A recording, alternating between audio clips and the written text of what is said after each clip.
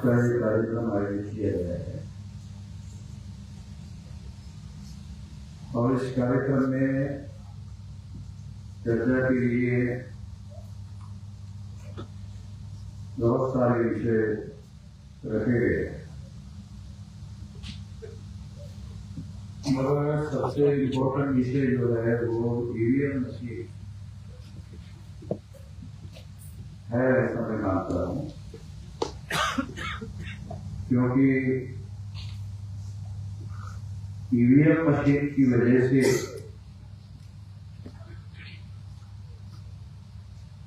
हम लोगों का जो वोट का अधिकार है, वोट का अधिकार केवल मात्र संवैधानिक अधिकार नहीं है। वोट का अधिकार फंडामेंटल राइट। हमारे बहुत सारे लोगों को ये भी समझ में नहीं आता कि संवैधानिक अधिकार और मौलिक अधिकार, फंडामेंटल राइट, में क्या फर्क है। जो फंडामेंटल राइट है उसका वायलेशन करने का अधिकार सुप्रीम कोर्ट को भी नहीं। सुप्रीम कोर्ट किसी फंडामेंटल राइट के विरोध में फैसला नहीं दे सकती। ये सुप्रीम कोर्ट पर भी संविधान के द्वारा बंधन रखा हुआ है। बल्कि दूसरा महत्वपूर्ण मुद्दा है कि सुप्रीम कोर्ट के द्वारा भारतीय संविधान के माध्यम से ये बंधन डाला गया है कि सुप्रीम कोर्ट फंडामेंटल राइट के समर्थन में बड़ा हो जाए। आर्टिकल 32 के तहत ये बंधन डाला गया है कि सुप्रीम कोर्ट अगर कोई राज्य सरकार, केंद्र सरकार या किसी प्रकार की अधिकार रखने वाली व्यक्ति या संस्था अगर मौलिक अधिकार का, फंडामेंटल राइट का वायलेशन करती है तो सुप्रीम कोर्ट का उसको प्रोटेक्शन है, वो ऐसा कर नहीं सकती। कोई भी व्यक्ति, नागरिक, संस्था हाईकोर्ट और सुप्रीम कोर्ट में जाकर फंडामेंटल राइट का वायलेशन अगर प्रूव करता है तो हाईकोर्ट भारत सरकार के विरोध में, राज्य सरकार के विरोध में फैसला दे सकता है। दिए गए हैं तमाम फैसले हैं। तो ये फंडामेंटल राइट के विरोध में किसी सरकार को जाने का कोई अधिकार नहीं है।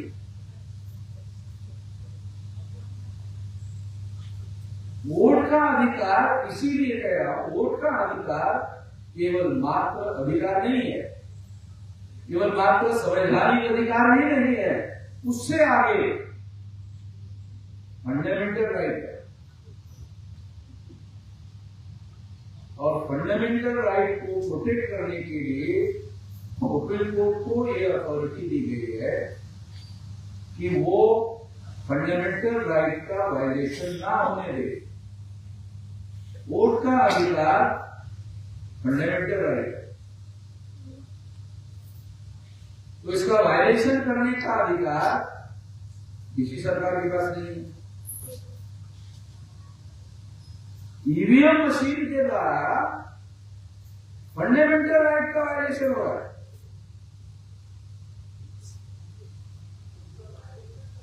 मगर फंडामेंटल राइट का वायलेशन हो रहा है, वो कैसे हो रहा है? मान लो, मैं एग्जाम्पल देकर आपको बता रहा हूं। ईवीएम मशीन में आप वोट डालते थे और उसमें वोटों की गड़बड़ी होती थी, तो जो सबसे पहले ईवीएम आया और सबसे पहले ईवीएम का उपयोग हुआ, उस ईवीएम मशीन में जब आप वोट डालते थे तो आपका वोट किस पार्टी के नाम पर जमा हुआ ये आंखों से दिखाई भी नहीं देता था। जबकि पहले बैलेट पेपर होता था, तो बैलेट पेपर होता था तो क्या होता था, तो था तो आप उसको वहां देख सकते थे। ईवीएम मशीन में जब सबसे पहले ईवीएम मशीन आई गई तो आपने वोट दिया, मान लो आपने बीजेपी को दिया, कांग्रेस को दिया और तमाम अलग पार्टी को दिया, जिसको भी दिया वो दिखाई नहीं देता कि आपने वोट किसको दिया। जबकि बैलेट पेपर में आपके आंखों के सामने आप वहां स्टैंप लगाते थे, स्टैंप लगाने के बाद फिर एक बार देखते थे, बराबर लगा नहीं है, उसके बाद वोट करते थे। ईवीएम मशीन में सबसे पहले जो ईवीएम मशीन लाई गई थी उसमें दिखाई नहीं देता। ये मामला फिर सुप्रीम कोर्ट में गया, सुप्रीम कोर्ट में ऑर्डर हुआ, मैं भी सुप्रीम कोर्ट में गया था, ऑर्डर हुआ, ऑर्डर होने के बाद दिखना शुरू हुआ। ऑर्डर होने के बाद दिखना शुरू हुआ। जब आप वोट देना शुरू किया तो फिर वहां दिखाई देता था आपका वोट इसके नाम पर आपने लगाया, दिखाई देता था। मगर ये टेक्नोलॉजी है, आपको दिखाई दिया, दिखाई देने के बाद आपने स्टैंप लगाया, आपको दिखाई दिया, दिखाई देने के बाद वो ईवीएम मशीन में जमा होता है। आपको दिखाई दिया, दिखाई देने के बाद ईवीएम मशीन में जमा हो रहा है।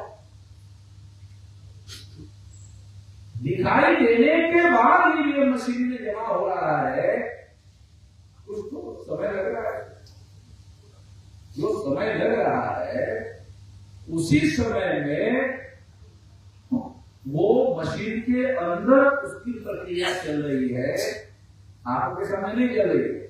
मशीन के अंदर जो प्रक्रिया चल रही है वो आपने जिसको वोट दिया और वो वोट किसी और के नाम पर जमा हो रहा है। कुछ लोगों को ऐसा नहीं हो सकता, टेक्नोलॉजी नहीं हो सकता है। आपने वोट दिया, आपको आंखों से दिखाई दिया, फिर टेक्नोलॉजी ने व्यवस्था किया कि ये चेंज करो, तो मशीन नहीं करती। ये वेरिफिकेशन करने के लिए किसी कैंडिडेट के पास कोई पावर नहीं। मशीन के अंदर कौन सी टेक्नोलॉजी का उपयोग किया गया, हमारे लोगों को बहुत सारी बातों की जानकारी ही नहीं है। एक तो जानकारी की साक्षरता, एक अक्षर की साक्षरता, हम लोग अभी भी बहुत सारे लोग अक्षर की साक्षरता में करते हुए, दूसरी जानकारी की साक्षरता, तीसरी साक्षरता है संगणक की साक्षरता, चौथी साक्षरता है टेक्नोलॉजी की साक्षरता है। क्या हमारा जवाब दे वो नहीं है। तो इस वजह से क्या है कि टेक्नोलॉजी के बारे में कुछ भी नहीं कहा जा सकता कि एक क्षण के बाद वो टेक्नोलॉजी क्या करने वाली है। यहां तो वोट देने के बाद दिखाई तो दिया, पहले दिखाई नहीं देता था, बाद में दिखाई दिया। दिखाई देने के बाद जब वो ईवीएम मशीन में जमा हो रहा है, दिखाई देना और जमा होने के अंदर जो सेकंड का, उस सेकंड का अंतर है, उस सेकंड में आपने जिसको वोट दिया वो वोट किसी और के नाम पर जमा करवाया जा सकता है। आप बोलेंगे क्यों? टेक्नोलॉजी है, टेक्नोलॉजी से कुछ भी किया जा सकता है। जब टेक्नोलॉजी से चांद पर आप जा सकते हो और चांद पर जाके पैर पर खड़ा होकर चांद पर चल रहे हो, तो आप बोले हमारे लोग तो गांव के बिहार के लोग तो चांद को भगवान मानते थे। अब चांद को भगवान मानने वाले लोग, वो आदमी चांद के ऊपर ही जाके खड़ा हो गया, भगवान के ऊपर खड़ा हो गया। इसका थोड़ा प्रैक्टिकल भी नहीं है। तो टेक्नोलॉजी को कहां से कहां होगी। तो इसलिए ईवीएम मशीन में ये जो वोटिंग हो रहा है इसका बैकग्राउंड भी थोड़ा समझना जरूरी है। वो बैकग्राउंड क्या है? काशीराम जी ने बहुजन समाज पार्टी बनाई और उन्होंने एक राज्य सरकार अपने बलबूते पर 403 विधानसभा की सीटें हैं उत्तर प्रदेश में, तो उसमें बहुमत के लिए 202 सीटें चाहिए थी, तो बहुजन समाज पार्टी को 207 सीटें चुना कर आई। 203 के जगह 207, 203 में सिंपल मेजोरिटी होती है, उन्होंने 207 सीटें चुना कर लाई और बहुमत हासिल करके मायावती को उत्तर प्रदेश का सिंगल पार्टी की तरफ से मुख्यमंत्री बनाया। ईवीएम मशीन आने के पहले की घटना, मैं आप लोगों को बहुत याद किया था, क्योंकि हमारे लोगों की मेमोरी बहुत शॉर्ट है, तो थोड़ी देर के लिए वो घटनाएं उसके सामने घटित होती है और उसके बाद वो भूल जाते हैं। मगर ये जो मायावती मुख्यमंत्री बनी वो ईवीएम से नहीं बनी, वो ईवीएम से नहीं बनी, बैलेट पेपर से बनी, और वो बनने के बाद ईवीएम आया। तो इसलिए हम लोगों को ये जानना, ये समझना बहुत जरूरी है कि ईवीएम मशीन उन्होंने योजना के तहत कराया। उस योजना का मकसद क्या था? उस योजना का मकसद था रूलिंग पार्टी ब्राह्मणों की होनी चाहिए, अपोजिशन पार्टी भी ब्राह्मणों की होनी चाहिए। क्यों? लोकतंत्र में जो आज रूलिंग पार्टी है वो कल अपोजिशन हो सकती है, और जो अपोजिशन पार्टी है लोकतंत्र में वो सरकार बनाने वाली पार्टी हो सकती है। यही लोकतंत्र है। और अगर इन लोगों की कोई पार्टी अपोजिशन में आती है तो वो अपोजिशन की पार्टी रूलिंग पार्टी बन सकती है। तो इन लोगों को, जिनकी संख्या 85% है, ऐसा हम लोग बार बार कह रहे हैं, तो हम तो ये भी नहीं कह रहे कि डायरेक्ट इनकी रूलिंग पार्टी सरकार बना ले। मैं तो ये कह रहा हूं कि पहले उनकी अपोजिशन पार्टी होगी और उसके बाद में रूलिंग पार्टी होगी। मगर ईवीएम मशीन के बाद में रूलिंग पार्टी भी ब्राह्मणों की है और अपोजिशन पार्टी भी ब्राह्मणों। ऐसे फाइनल हो गए कि आपकी संख्या 85% है, आपके वोट भी 85% है, मगर आपकी सरकार कभी नहीं। ईवीएम मशीन का मकसद ब्राह्मणों की रूलिंग पार्टी हो तो अपोजिशन भी ब्राह्मणों का ही हो। तो कांग्रेस जाएगी तो बीजेपी आएगी, बीजेपी जाएगी तो कांग्रेस आएगी। ये व्यवस्था करने के लिए ईवीएम मशीन आएगी, और ऐसा हो रहा है। अभी बीजेपी रूलिंग पार्टी है तो अपोजिशन कांग्रेस पार्टी। कल मान लो चुनाव होता है अगले 5 साल में, हो सकता है कांग्रेस सिंपल मेजोरिटी में आकर सरकार बना ले, ऐसा हो सकता है।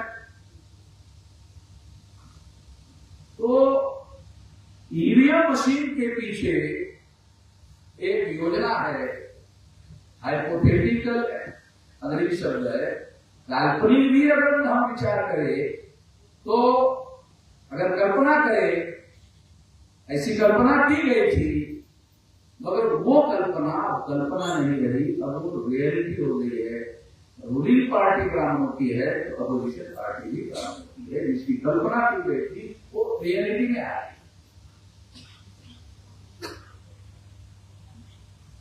तो इसलिए ईवीएम मशीन जो है वो इस देश के बहुसंख्यक लोग हैं, उन लोगों के अधिकारों को, साधारण अधिकारों को नहीं, मौलिक अधिकारों को, फंडामेंटल राइट को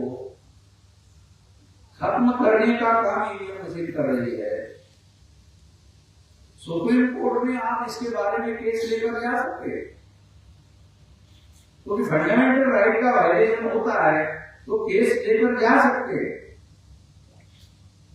और केस लेकर जाकर सुप्रीम कोर्ट के सामने ये बातें रख सकते हैं। मगर सुप्रीम कोर्ट से आप लोगों को न्याय मिलेगा, इसकी अपेक्षा आजकल करना मुश्किल हो गया है। इसलिए सुप्रीम कोर्ट का जो ऑप्शन है वो लास्ट ऑप्शन मानना चाहिए, और लास्ट ऑप्शन मानकर उसके पहले जो हमारे पास उपाय है उसका उपयोग करना चाहिए। वो ऑप्शन क्या है? वो ऑप्शन है हमें राष्ट्रव्यापी संगठन निर्माण करना चाहिए, और वो संगठन कम से कम 15 लाख बूथों में कार्यरत वाला संगठन होना चाहिए, और 15 लाख बूथ के आधार पर आंदोलन करना चाहिए, और आंदोलन केवल आंदोलन नहीं होना चाहिए, जन आंदोलन होना चाहिए। तो ये मामला ईवीएम मशीन का मामला जिसके माध्यम से उन्होंने कंप्लीट कंट्रोल किया, तो उसके विरोध में साधारण आंदोलन से ये मामला हल होने वाला नहीं, सुप्रीम कोर्ट में हल होने की संभावना नहीं है, क्योंकि शासक वर्ग के लोग वहां बैठे हुए हैं। एक आदमी हमारा सुप्रीम कोर्ट का चीफ जस्टिस हो गया, एक आदमी हो गया, मगर इस तरह के जो फैसले हैं वो अकेला जस्टिस जजमेंट नहीं दे सकता, बेंच होना चाहिए 2 जज का 3 जज का, तो दूसरा कोई आदमी नहीं है, तीसरा कोई आदमी नहीं है। अगर 3 लोगों का बड़ा बेंच होता है, क्योंकि ऐसे मामले सिंगल बेंच में नहीं आते हैं, कम से कम 3 जज के 5 जज के इसमें आते हैं। एक आदमी चीफ जस्टिस है, मगर 3 आदमी का अगर बेंच बन जाए तो 2 उधर हो जाएंगे, और चीफ जस्टिस के भी विरोध में वो लोग फैसला सुना सकते हैं, और बहुमत का फैसला सुप्रीम कोर्ट के बना सकता है, तो वो हमारे फेवर में नहीं हो सकता। तो इसलिए सुप्रीम कोर्ट अभी ऑप्शन नहीं है, अभी विकल्प नहीं है, अभी पर्याय नहीं है। अभी हमारे सामने आंदोलन का पर्याय है, और आंदोलन करने के लिए हमको क्या करना होगा? तो हमारे पास जन आंदोलन करने का विकल्प है, और उसके लिए हम लोगों को आंदोलन की तैयारी करने का काम करना चाहिए। तो आपको क्या करना चाहिए? तैयारी करिए। तो करने के लिए एक जिले में केवल एक आदमी चाहिए, आंदोलन तैयार करना है ना, तो एक जिले में केवल एक साल में एक आदमी आंदोलन तैयार कर सकता है। एक आदमी जिम्मेदारी हो तो वो मान लो 10 तहसील है, तो 10 तहसील 3 महीने में या 6 महीने में वो 10 तहसील में कमेटी बना सकता है, और 10 तहसीलों की कमेटी बनाने के बाद तहसील के जो लोग हैं, अगर उसमें एक आदमी अगर उस लेवल की समझदारी और काम करने वाला हो, तो वो 6 महीने में उसके नियंत्रण में जो 100, 150, 200 गांव है या 200-300 बूथ है, तो वो 6 महीने में, उसके पास 180 दिन है, तो 180 दिन में वो अपने माध्यम से, अगर उसने ब्लॉक का संगठन बनाया और ब्लॉक के नीचे ग्राम पंचायत का संगठन बनाया और बूथ लेवल का संगठन बनाया, तो 6 महीने में सारे गांव कवर हो सकते हैं, सारे बूथ खड़े हो सकते हैं। और इस तरह का काम 650 जिलों में या 600 जिलों में हो सकता है ऑल इंडिया में, और 600 जिलों में ये आंदोलन खड़ा किया जा सकता है एक साल में। इस तरह की समझदारी हो तो ये किया जा सकता है, मगर हम लोगों ने प्लान बनाया कि ऐसा काम करने वाला एक कार्यकर्ता, इतना समझदारी वाला और टाइम बाउंड प्रोग्राम बनाकर काम करने वाला आदमी हर जिले में उपलब्ध होगा, इसकी गारंटी नहीं दे सकते। इसलिए इसका उपाय है कि हमने 2030 तक टाइम बाउंड प्रोग्राम बनाया कि हमको 6 लाख गांव का और 15 लाख बूथ का संगठन 2030 तक बनाना चाहिए। इस पर हम काम करें। अगर 15 लाख बूथ का संगठन हो गया तो एक बूथ से अगर 10 लोग हमने मोबिलाइज किया, एक बूथ 1000 बूथ था, उसमें 10 लोगों को मोबिलाइज किया, तो कितना होगा? 15 लाख इंटू 10, 1.5 करोड़ का होगा। अगर 100 लोगों को मोबिलाइज किया तो 15 करोड़ होगा। 15 करोड़ लोग अगर मान लो सड़कों पर उतर गए, गांधी ने 3 करोड़ लोगों को उतारा, भागते चले गए थे। अगर हम 15 करोड़ लोगों को, जनता को, हमारे लोग हैं 85%, अगर हम 15 करोड़ लोगों को उतार देते हैं तो ये डायरेक्ट 50 से 60 करोड़ लोगों को प्रभावित कर सकते हैं और आंदोलन को बहुत बड़ा विशाल आंदोलन खड़ा कर सकते हैं। तो हमारे लोगों को वो काम करनी चाहिए। एक तो जिला में इस तरह के लोगों को आप तैयार करो, वो सारे तहसीलों के यूनिट खड़ा करे, ब्लॉक के यूनिट तैयार करे, ग्राम पंचायत के यूनिट तैयार करे और बूथ लेवल का संगठन खड़ा करे। अगर वो ऐसा करता है तो आंदोलन धीरे धीरे जन आंदोलन होगा और जब ये जन आंदोलन होगा तो जन आंदोलन के द्वारा ये मामला हल हो सकता है। जैसे अंग्रेज जन आंदोलन के द्वारा 8 अगस्त 1942 को गांधी ने क्विट इंडिया मूवमेंट शुरू की थी, भारत छोड़ो आंदोलन शुरू किया था। उस आंदोलन के बाद अंग्रेजों ने भारत छोड़कर जाने का फैसला किया। अगर आप ऐतिहासिक बहुत पुराना 2000 साल पुराना उदाहरण नहीं ले रहा, अभी तो आपको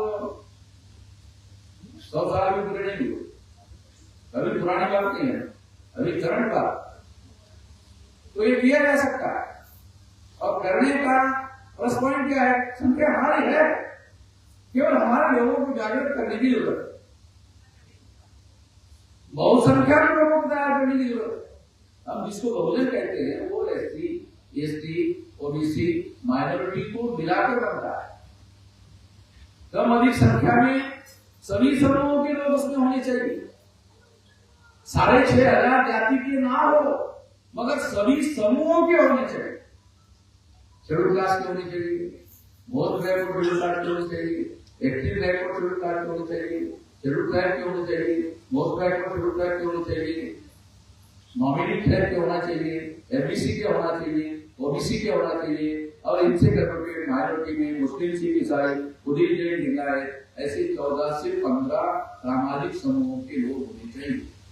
अगर 14-15 सामाजिक समूहों के लोग देश के बूथ लेवल पर अगर सक्रिय रूप से लोगों को तैयार करते हैं, हर बूथ लेवल पर तैयार करते हैं, तो ये आंदोलन विशाल जन आंदोलन में रूपांतरित हो सकता है। तो हमारे कार्यकर्ता को एक जिले में एक कार्यकर्ता सारे देश भर में 625 जिलों में मैं घूम करके अकेला इतना बड़ा संगठन करके मैं अपने उदाहरण से बता रहा हूं। आप लोगों को इतना विशाल संगठन खड़ा करने के लिए नहीं कहा जा रहा है या किसी को ये नहीं कहा जा रहा कि मेरे जैसा हर देश भर में संगठन खड़ा करो, आपकी जिले का संगठन करो। और उसके लिए अकेले को डिस्ट्रिक्ट के हर गांव में जाना नहीं है। डिस्ट्रिक्ट के अंदर तहसील है, तहसील के नीचे ब्लॉक है, ब्लॉक के नीचे ग्राम पंचायत है। अगर आप मेजर यूनिट तैयार करते हो तो वहां एक कार्यकर्ता आपको तैयार करना है और उसके नीचे जो ग्राम पंचायत है, ग्राम पंचायत के नीचे बूथ है और बूथ के नीचे जो सोशल भौगोलिक नेटवर्किंग है। अगर आपने यूनिट खड़ा कर दिया तो उसको भौगोलिक यूनिट कर सकते हैं। सोशल नेटवर्किंग का मतलब है आपको उस 1000 वोट में एससी के, एसटी के, ओबीसी के, माइनॉरिटी के लोग होंगे तो उनको आप तैयार करते हो तो इसका मतलब है आपने बहुसंख्याक लोगों को मोबिलाइज करने का काम किया। अगर बहुसंख्याक लोगों को मोबिलाइज करने का काम किया तो आप इस आंदोलन के द्वारा ये मामला हल कर सकते हैं। अगर आपने ईवीएम मशीन को खत्म करने का काम नहीं किया तो आपका वोट खत्म हो गया। ईवीएम मशीन ने आपका मौलिक अधिकार जो वोट का अधिकार है वो है केवल और रियलिटी में खत्म कर दिया। क्योंकि वोट का अधिकार नहीं है, रिप्रेजेंटेटिव चुनने का अधिकार है। आप जिसको चुनना चाहते हैं उसको चुन नहीं सकते हैं तो वोट का अधिकार होगा शून्य हो गया। तो ईवीएम मशीन के ऊपर चला गया अधिकार, आपका अधिकार ईवीएम मशीन पर गया। पहले आप चुनते थे, अब ईवीएम चुनेगी। पहले आप चुनते थे रिप्रेजेंटेटिव को, अभी ईवीएम मशीन चुनेगी और चुनेगी और आपको पता भी नहीं चलेगा। ये बात डेवलप की है, ये बहुत खतरनाक बात है और इसके लिए आंदोलन करने के लिए हम लोग कार्यरत हैं। इसके लिए सारे देश भर में ये मामला हम लोग लेके जा रहे हैं। हम लोग ये बात कह रहे थे, बहुत लोगों को ऐसा लगता था कि कुछ भी बोलते हैं, तो जब उन लोगों को रट्टा लगना शुरू हो गया तो वो भी बोल रहे। अभी राहुल गांधी नहीं बोल रहा है, अभी राहुल गांधी नहीं बोल रहा है। राहुल गांधी जुर्माना लगाए। ऐसा लोग बिहार कि हमारे वोटों की चोरी हुई। ऐसा राहुल गांधी का बयान है, राहुल गांधी का बयान है। और अगर ये बयान है तो इसका मतलब है कि जो हम कह रहे हैं वो बात अब उनको भी रियलाइज हो रही है। तो निश्चित रूप से मैं ऐसा मानता हूं। तो इस पर निश्चित रूप से हम लोगों को काम करने की आवश्यकता है। दूसरा मुद्दा महाबोधि टेम्पल एक्ट का है। तो महाबोधि टेम्पल एक्ट जो है तो जवाहरलाल नेहरू ने बनाया, वो बनाया कैसे? 9 लोगों का उसमें अपॉइंट करते हैं, ऐसा कानून में करा हुआ है, 9 लोगों को अपॉइंट करते हैं। तो 9 लोगों को अपॉइंट करने के अंदर क्या किया उन्होंने कि ब्राह्मणों के 4 और बुद्धिस्ट लोगों के 4, और कानून में यह प्रावधान किया जिलाधिकारी जो है डीएम, जिलाधिकारी जो रहेगा वो उस कमेटी का चेयरमैन रहेगा। अगर वो ब्राह्मण नॉन ब्राह्मण है तो वो हो नहीं हो सकता।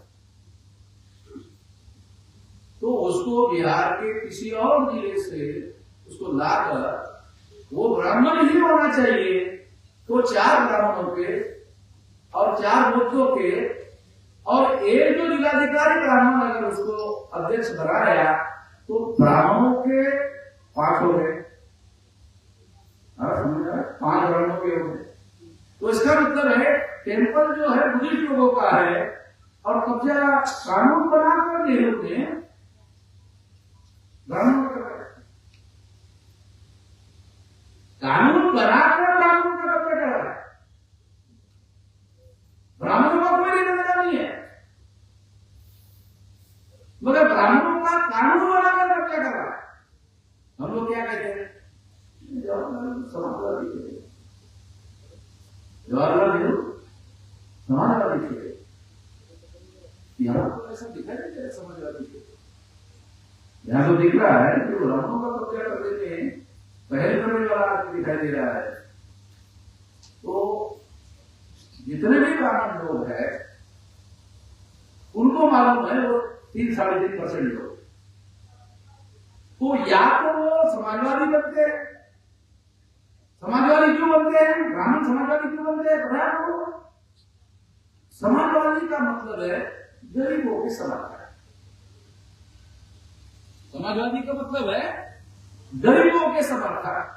तो गरीबों की संख्या ज्यादा है तो ब्राह्मण की इमेज गरीबों के समर्थक बनाते हैं ताकि तमाम गरीब जो है उनको वोट देकर अल्पसंख्यक ब्राह्मणों को बहुसंख्यक में रूपांतरित करने का काम करते हैं।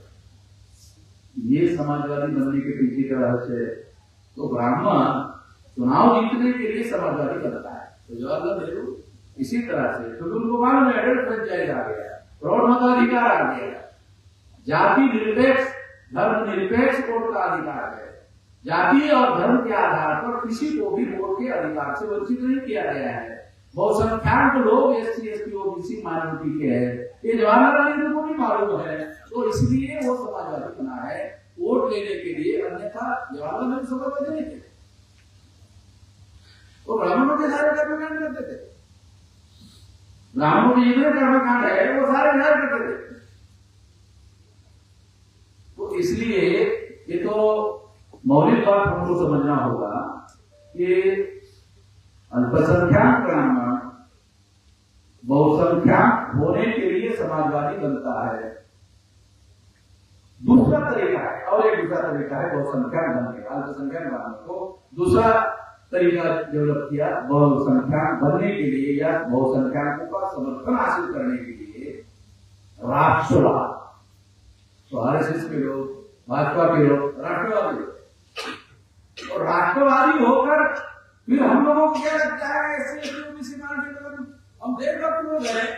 एक तो जन्मजात देशभक्त होना और एक प्रचार के द्वारा देशभक्त होना। कोई ब्राह्मण है प्रचार के द्वारा बने हुए देशभक्त लोग हैं।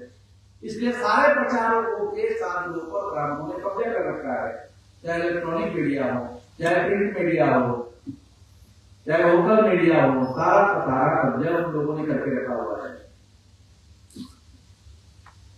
तो इस तरह से राष्ट्रवाद भी बहुसंख्यक लोगों के वोट लेने का अल्पसंख्यक ब्राह्मणों ने डेवलप किया हुआ तरीका है।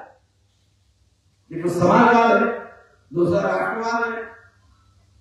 तो इसको आधार बनाकर आप लोग देखते होंगे कि ब्राह्मण या तो समाजवाद का सहारा ले रहा है या तो राष्ट्रवाद का सहारा ले रहा है।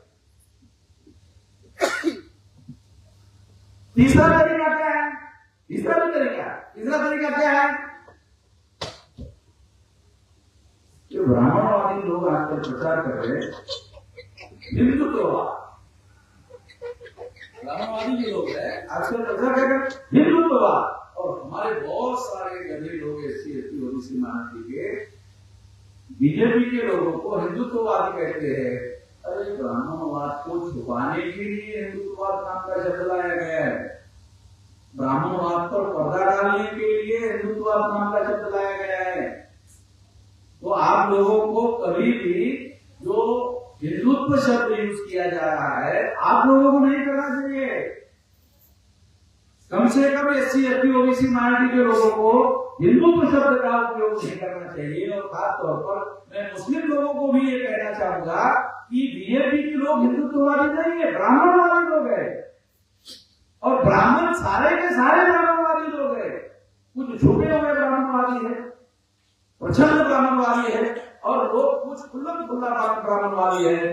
मगर वो खुल्लम खुल्ला ब्राह्मणवादी लोग सेग्रीगेट हो जाते हैं। ये अनुभव होने की वजह से ब्राह्मणवादी जो लोग हैं उन लोगों ने हिंदुत्ववाद का सहारा लिया।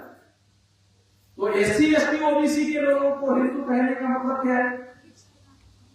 एससी एसटी ओबीसी को, ये एससी एसटी ओबीसी के लोग हिंदू नहीं है। और एक बात मैं आपको बताना चाह रहा हूं, एससी एसटी ओबीसी के लोग हिंदू नहीं है। संविधान में बाबा साहब अम्बेडकर ने एससी एसटी ओबीसी लिखा हुआ है। बाबा साहब अम्बेडकर ने कहीं नहीं लिखा संविधान में ये हिंदू है। आप लोग थोड़ा संविधान पढ़ लो, ठीक से समझने की कोशिश करो। बाबा साहब अम्बेडकर ने कभी नहीं कहा हिंदू है। कॉन्स्टिट्यूशन में ऐसा कोई नहीं कहा हिंदू है। इसलिए उन्होंने संविधान में इनको एससी एसटी ओबीसी के तौर पर रिकॉग्नाइजेशन किया है, मान्यता दी है। और उन लोगों के पास संवैधानिक रूप से एससी एसटी ओबीसी का सर्टिफिकेट भी है। तो ये सर्टिफाइड एससी एसटी ओबीसी के लोग, ये सर्टिफाइड हिंदू नहीं है।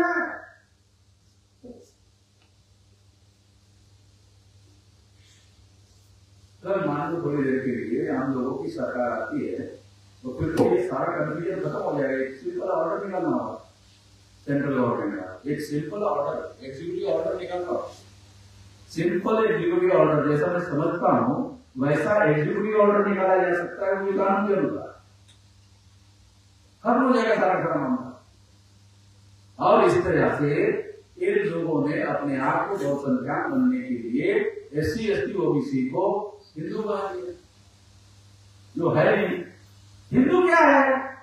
हिंदू क्या है? अगर आप डॉक्यूमेंट्री एविडेंस देखो तो ब्राह्मणों के जितने भी धर्मशास्त्र वेद श्रुति स्मृति पुराण रामायण महाभारत गीता, तो आपको पता चलेगा ब्राह्मण धर्म है, ये हिंदू धर्म नहीं है। वेद में श्रुति में पुराण में रामायण में महाभारत में गीता में कहीं पर भी हिंदू शब्द नहीं है। हिंदू शब्द मुसलमानों के आगमन के बाद भारत में आया। हिस्टोरिकल एविडेंस बता रहा हूं, मुसलमान जब भारत में आए तो सिंधु नदी के पार होकर आए तो मुसलमानों ने ये शब्द उपयोग में लाए। तो मुसलमानों के आगमन के बाद हिंदू शब्द आए। सर का उच्चारण वो कर नहीं सकते थे तो सर का उच्चारण ह करते थे तो सिंधु का हिंदू हो गया। और इस तरह से हिंदू शब्द मुसलमानों के आगमन के बाद आया। मुसलमानों के आगमन के पहले भारतीय लिटरेचर में कहीं पर भी हिंदू शब्द उपलब्ध नहीं है। एलिमिनेशन ऑफ कास्ट में बाबा साहब अम्बेडकर हिंदू शब्द जो है मुसलमानों के भारत में आगमन के पहले भारतीय लिटरेचर समग्र लिटरेचर हिंदू शब्द ही नहीं। क्योंकि वेद तो बहुत पहले से है। वेद, श्रुति, स्मृति, पुराण बहुत प्राचीन है। तो तब तो मुसलमान भारत में थे ही नहीं। बहुत बाद में मुसलमानों का आगमन हुआ। उस आगमन के बाद हिंदू शब्द आया, और हिंदू शब्द आने के बाद मुसलमानों ने जब सिंधु से हिंदू कहा, तो ब्राह्मणों का सबसे बड़ा संगठित लीडर, पहला ब्राह्मणों का संगठित लीडर दयानंद सरस्वती था। दयानंद सरस्वती के पहले ब्राह्मणों का संगठित लीडर इतना बड़ा कोई नहीं था। दयानंद सरस्वती ब्राह्मणों का सबसे बड़ा लीडर था। उसने कहा हिंदू मुसलमानों की दी हुई गाली है। हिंदू मुसलमानों की दी हुई गाली है, ऐसा दयानंद सरस्वती, जो ब्राह्मणों का सबसे पहले संगठित रूप से लीडरशिप करने वाला आदमी, उसने कहा हिंदू मुसलमानों की दी हुई गाली है। तो फिर ब्राह्मण तो अपने को ब्राह्मण ही कहते थे, ब्राह्मण अपने को हिंदू नहीं कहते थे, मगर ब्राह्मण SC ST OBC कुछ मराठा को हिंदू कहना शुरू कर दिया। हिंदू कहना कब शुरू किया? 1917 के बाद, जब एडल्ट फ्रेंचाइज की चर्चा शुरू हुई। एडल्ट फ्रेंचाइज का मतलब क्या है? प्रौढ़ मताधिकार। जब अंग्रेज भारत छोड़कर जाएंगे तो प्रत्येक व्यक्ति को irrespective of caste, creed and religion, place of birth, इसके आधार पर भेदभाव किए बगैर हर 21 साल के व्यक्ति को वोट का अधिकार दिया जाएगा। तब ब्राह्मणों को पता चला हम तो हम तो 3.5% लोग हैं। अगर इसी तरह का वोट का अधिकार हुआ तो हम लोगों को अधिकार खत्म हो जाएंगे, और बहुसंख्यक लोगों के पास पावर ट्रांसफर हो जाएगा। चुनाव होगा तो जिनकी ज्यादा संख्या है उनके पास पावर ट्रांसफर हो जाएगा। और ये कई जगह राज्यों में ऐसा हो रहा है। अगर बिहार में होता है तो या तो ब्राह्मणों को नीतीश कुमार का सहारा लेना पड़ता है, या तो लालू प्रसाद का सहारा लेना पड़ता है। बीजेपी नीतीश कुमार का सहारा लेती है, और कांग्रेस के लोग लालू प्रसाद का सहारा लेते हैं। ये जो बात मैं आपको उस समय जो लोग सोचते थे 1917 में, ऐसा तो आज समाज घटित हुआ है। और इसलिए उन लोगों ने उस समय प्राण बनाकर हिंदू शब्द लाया। जो शब्द गाली सूचक था, तो गाली सूचक था ऐसा कहने वाले लोगों ने ही हिंदू शब्द हमारे लिए प्रयोग करना शुरू कर दिया।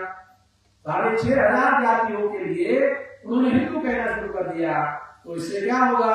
इससे 6,500 जाति के SC ST OBC के लोग हिंदू बन जाएंगे, और ब्राह्मण अपने आप उसके नेता बन जाएंगे। ऐसे हो ब्राह्मणों ने कभी 10, 20, 25, 50 लोगों को इकट्ठा किया, उसके सामने प्रवचन दिया, हमारा हिंदू धर्म कैसा श्रेष्ठ धर्म है और उसको आपको स्वीकार करना चाहिए।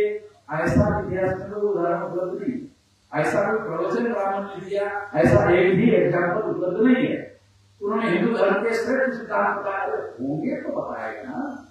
हिंदू धर्म के श्रेष्ठ सिद्धांत ही नहीं तो क्या बताएगा?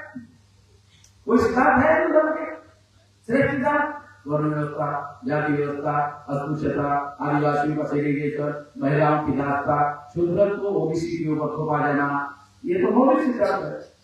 और ये सिद्धांत प्रचार करने के लिए जहां बहुसंख्यक लोगों का समर्थन का हम हासिल करना चाहते थे, ये बात कह नहीं सकते थे।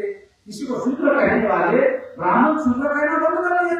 OBC को शूद्र कहते थे, अब कोई ब्राह्मण OBC को शूद्र नहीं कहता है, बल्कि ब्राह्मण किसको शूद्र कहते थे उसको हिंदू कहना शुरू कर दिया।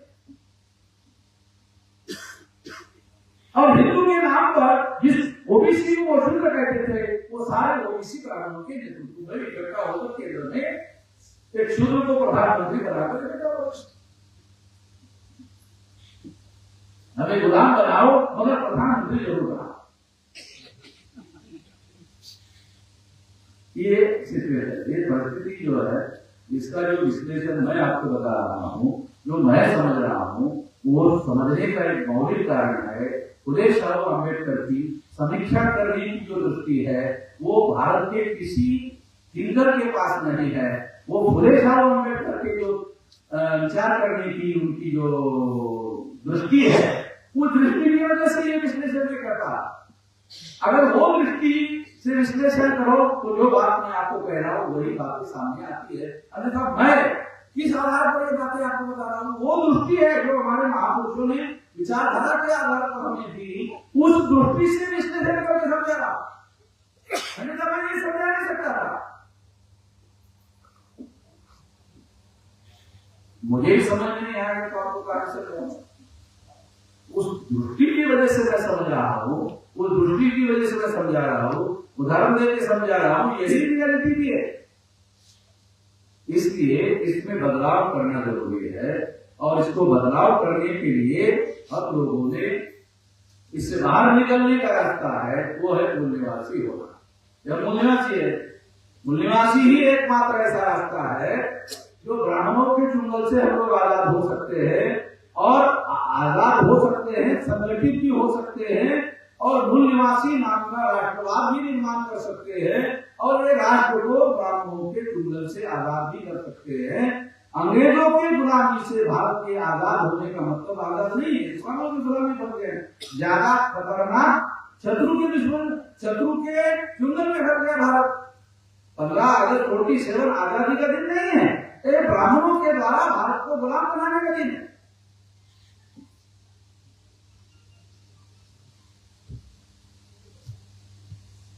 और इसके आधार पर मेरे खिलाफ मैं ऐसा बोल रहा हूं, नरेंद्र मोदी प्रधानमंत्री मेरे खिलाफ एफआईआर दाखिल करते, मैं तो सारे देश भर में बोल रहा हूं, सारे देश भर में बोल रहा हूं, देश का प्रधानमंत्री बन रहा है, मैं तो यूपी में जाके बोल रहा हूं, उनका मुख्यमंत्री होना है। वो जो मुख्यमंत्री है, अगर उसका इतिहास देखो तो वो पूर्व के नाग लोग हैं जो वर्ण व्यवस्था बनाई, तो ये नाग लोगों के अंदर से क्षत्रिय वर्ण बनाया गया, तो वो क्षत्रिय वर्ण का एक आदमी उत्तर प्रदेश का चीफ मिनिस्टर बनाया। बीजेपी का बहुमत मिला और एक आदमी गोरखपुर में एमपी के लोग चुन रहा है, उसको लेकर के मुख्यमंत्री बनाया, उसके बहुमत बीजेपी को मिला, जो सिंगल आदमी था उसको उठाकर उसको मुख्यमंत्री बनाया। पता है वो तो बीजेपी का था, ये जो उत्तर प्रदेश का मुख्यमंत्री है तो बीजेपी का नहीं था।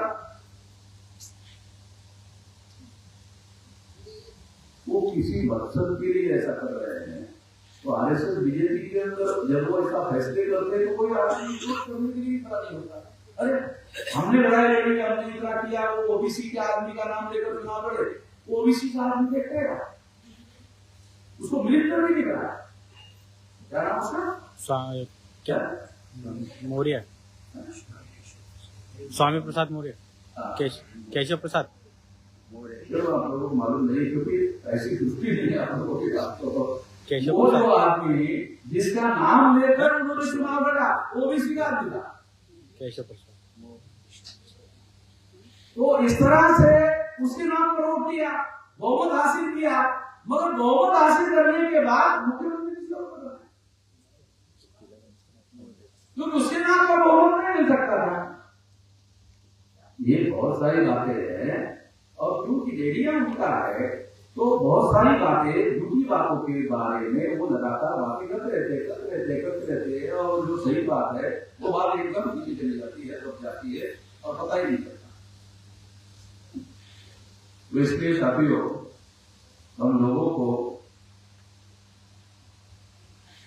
प्लान बनाकर, योजना बनाकर बदलाव अगर करना चाहते हैं तो हमारे पास बूथ लेवल का संगठन खड़ा करने के अलावा मैं इसी में लगा हुआ हूं। मैंने बहुत लंबा समय भामसेल का संगठन बनाने में लगाया, बहुत लंबा समय लगा। भामसेल जो है वो कर्मचारी लोगों का संगठन है। अभी मैं भारत मुक्ति मोर्चा जो आंदोलन करने वाला संगठन है उसका 15 लाख बूथों का संगठन खड़ा करने में लगा हुआ हूं और इसका टाइम बॉन्ड प्रोग्राम 2030 तक है। 15 लाख बूथ का संगठन बनना चाहिए 2030 तक। तो भामसेल बनाने के लिए एक एक पढ़े लिखे आदमी को समझाते थे, आंदोलन करने के लिए एक एक आदमी को समझाने की जरूरत नहीं है। हमारे नेशनल इश्यूज है, उस मुद्दे पर आंदोलन खड़ा करें, आंदोलन खड़ा करेंगे तो आप लोगों को मालूम है कि हमारी एक लाइन की खबर नहीं जाती। क्यों? क्योंकि हम लोगों ने सोचा हमने काम की, एक लाइन की खबर कोई नहीं चाहते, उनको मालूम है रियल मालूम है, ये लोगों को मालूम नहीं होना चाहिए, इसलिए हाइड करते हैं। ना छापने का मतलब हाइड करते हैं। सोशल मीडिया की वजह से लोगों तक फैल रहा है। तो आप लोगों को जो 15 लाख लोग हम तैयार कर रहे हैं, तो 15 लाख लोग मीडिया का भी काम करें, सोशल मीडिया का। जिसके पास मोबाइल है, अभी आजकल जो स्मार्टफोन होता है, ये स्मार्टफोन हर आदमी के पास है, और जिसके पास स्मार्टफोन है वो सोशल मीडिया चला सकता है। कितने लोगों को समझ में आता है? एक आदमी के पास उसके पास में स्मार्टफोन है, तो वो अपना सोशल मीडिया चला सकता है। और 15 लाख कार्यकर्ता है, तो 15 लाख सेंटर्स जो है सोशल मीडिया पे खड़े हो सकते हैं, और इतना बड़ा मीडिया खड़ा होगा कि ब्राह्मणों का जो प्रिंट मीडिया है, इलेक्ट्रॉनिक मीडिया है, उसके मुकाबले में कहीं बड़ी बड़ा नहीं होगा। ये आप कर सकते हो, जो आप कर सकते हो वो करिए, जो आप कर सकते हो। चिल्लाने का कोई मतलब नहीं है, शांतिपूर्ण तरीके से जो कर सकते हो करो, संगठित शक्ति का निर्माण करो। बदलाव हो सकता है संगठित शक्ति के बल पर, संगठित शक्ति से बदलाव होगा, चिल्लाने से नहीं होगा। संगठित शक्ति से बदलाव होगा। मैं संगठित शक्ति निर्माण करने में लगा हुआ हूँ, उसके लिए मैंने बहुत जिंदगी का समय लगाया। 19 साल की मेरी उम्र थी, अभी 67 साल की मेरी उम्र हो गई है। इतना लंबा समय मैंने मार्क्सिस्ट का 625 किलो में संगठन खड़ा करने के लिए समय लगाया, वो भी देशी संगठन के। अब इसके आधार पर 15 लाख लोग का संगठन 2030 तक बनाना है, तो बेसिक संगठन रेडी है। रेडी होने की वजह से कर सकते हैं। केवल जो कर्मचारी लोग हैं उनको बूथ लेवल का संगठन बनाने के लिए किसी ने नहीं रोका। आंदोलन करने के लिए आपको बूथ लेवल का संगठन खड़ा करने के लिए बोल रहा हूँ, आपको राजनीति करने के लिए नहीं बोल रहा, आपको बूथ लेवल का संगठन खड़ा करने के लिए बोल रहा। भारत मुक्ति मोर्चा का मार्क्सिस्ट का अगर मान लो एक बूथ में एक कर्मचारी आपको मिलता है, तो 15 लाख कर्मचारी मिलेंगे, और एक कर्मचारी एक गांव में रहेगा, गांव के लोग उसको ज्यादा फॉलो करते हैं, कर्मचारी है, पढ़ा लिखा है। तो ऐसा आपको करना होगा। हमें अपने दिमाग से अपने रास्ते ढूंढने होंगे, कोई और रास्ता आपको बताने वाले नहीं है। मैं जो रास्ते आपको बता रहा हूँ उससे हमारी समस्याओं का समाधान हो सकता है, ऐसा करना होगा। इस मौके पर साथियों मैं इतना ही कहना चाहता हूँ। आपने मेरी बात ध्यान से सुनी, इसके लिए आभार, धन्यवाद।